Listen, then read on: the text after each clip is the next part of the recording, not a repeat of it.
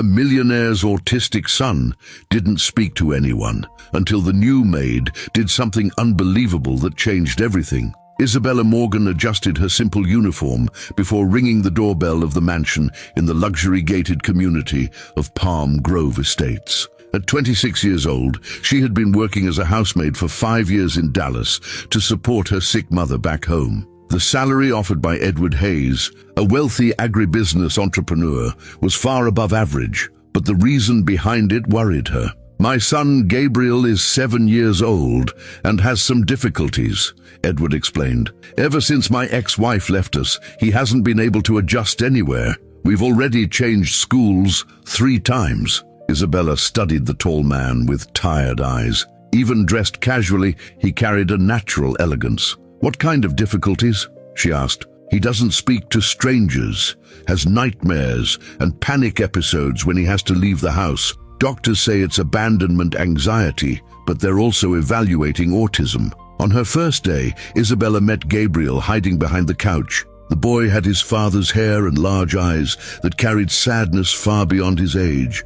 "Hi, Gabriel. I'm Isabella," she said, crouching down at a respectful distance. "I'm here to take care of the house and make good food." Gabriel didn't respond, but watched her silently. When she started humming while cleaning, he followed her with his eyes. Isabella, who had helped raise her younger brother after her father left, recognized the signs of a wounded child. While organizing the room, she gently arranged his toys and created little stories. "This red car is very brave for traveling alone around the house." The boy stepped closer. "It's not alone," he said softly. "Gabriel is afraid, so he needs a car friend so he won't feel scared." It was the first real interaction Gabriel had had in months. From the doorway, Edward felt his chest tighten.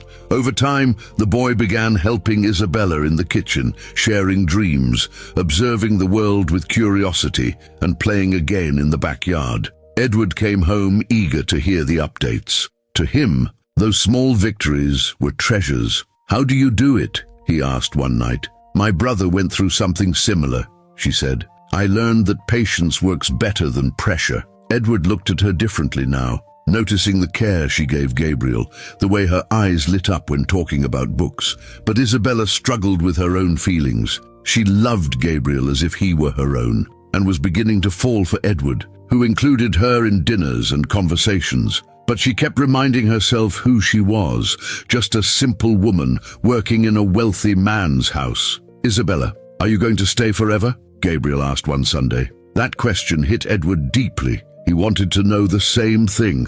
That night he knocked on her door. "You know how I feel," he said, "and I know you feel it too." She looked away. "We can't, Edward. I'm your employee. When you get tired of me, I'll have nothing." He held her hands. "What if I told you I'll never get tired of you?" But Isabella already shook her head. The next morning, she was gone, leaving only a note. "Returned to the south due to family matters." Gabriel broke down. His nightmares returned, and he asked for her every single day. 2 weeks later, Edward discovered she was working as a janitor in an office building. He cancelled meetings and went to find her. When he saw her leaving with a cleaning bucket and simple uniform, he walked up determined. "Gabriel hasn't been eating properly since you left. He cries your name every night. And I made the biggest mistake of my life by letting you go." She tried to step back, but he continued.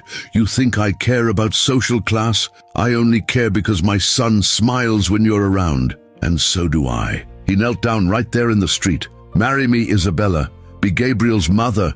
You already are the woman I love." 6 months later, in the mansion garden, Isabella walked down a simple but beautiful aisle. Gabriel carried the rings with a smile. Edward waited for her with tears in his eyes, knowing he had found more than a wife. He had found the missing piece of his family. True love sees no social barriers or convenience. It simply happens between hearts that recognize each other. If this story touched you, share it with someone special, and comment what moment moved your heart the most.